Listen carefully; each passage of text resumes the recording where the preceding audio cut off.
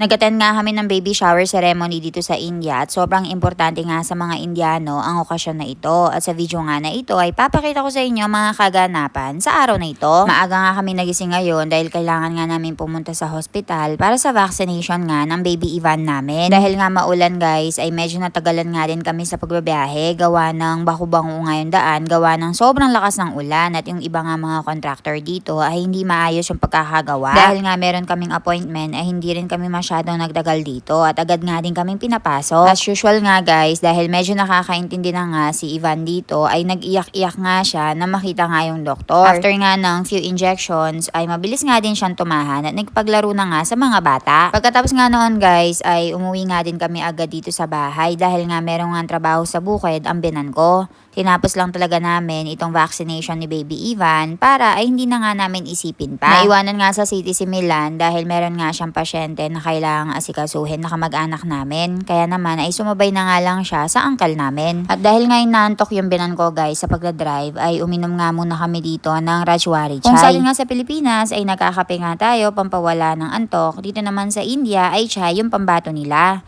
Tapos guys, kinabukasan ay maaga nga ulit kaming gumising dahil nga ay kailangan namin mag-attend ng baby shower ceremony. Formang-forma nga dito yung mga binan ko at nakasali nga si mother-in-law dahil traditional function nga siya at maganda nga din ang ayos ng binan kong lalaki.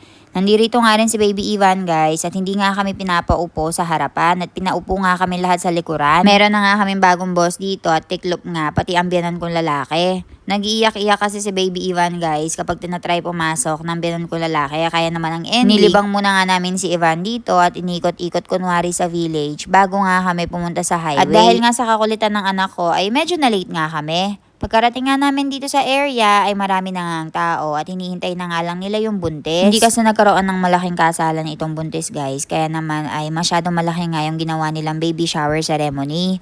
At dahil nga medyo malaki yung space dito ay tuwang-tuwa nga si baby Ivan. Dito nga sa lugar namin sa Gujarat, India ay very big deal talaga yung baby shower ceremony. Yung asawa nga ng pinsan ni Milan guys ay sister-in-law nga itong buntis. Kaya naman ay mula sa Canada ay umuwi pa nga siya dito sa India para nga lang mag-attend nito. Dahil siya kasi yung gagawa ng mga rituals at uupo sa harapan ng buntis. Hinabot nga lang ng isa at kalahating oras yung seremonyas dito and para nga dito sa mga Indiano sa Gujarat, India ay very big deal nga ito. Isang beses mo lang kasi gagawin itong ritual na ito guys sa panganay na anak mo.